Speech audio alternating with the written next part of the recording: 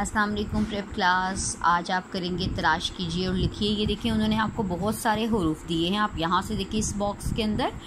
अब बेटा आपने क्या करना है, सबसे पहले आपने एक नुक्ते वाले हरूफ ढूंढने हैं। आप यहाँ से शुरू करेंगे इस तरह। पहले आप एक नुक्ते वाले हरूफ को टिक करते जाएं। जहाँ पे एक नुक्ता होगा आप उसको टिक कर दें पेंसिल के साथ, ठीक है।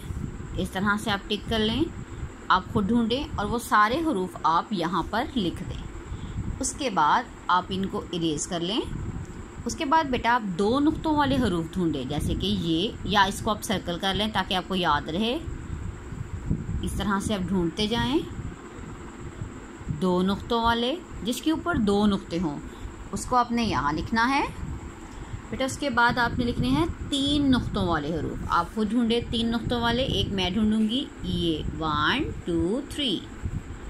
उसके बाद जिसके ऊपर ये टोपी आती है वो वाले हरूफ, ये है।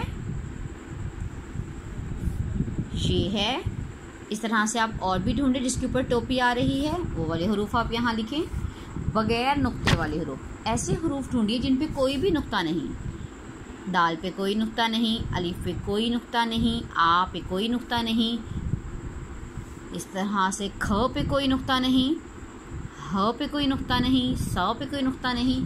आप इनको यहाँ लिखिए भारी आवाज़ वाले। अब इसमें से आप सब देखिए जिनकी भारी आवाज़ है उनको आप यहाँ लिखिए, जैसे कि छ, भ, ठ, फ, ध, ख। इनकी आवाज़ भारी होती है, इनको आप यहाँ लिखेंगे। और ये आपको आते भी हैं, आप इसको ज़ुबानी भी लिख सकते हैं।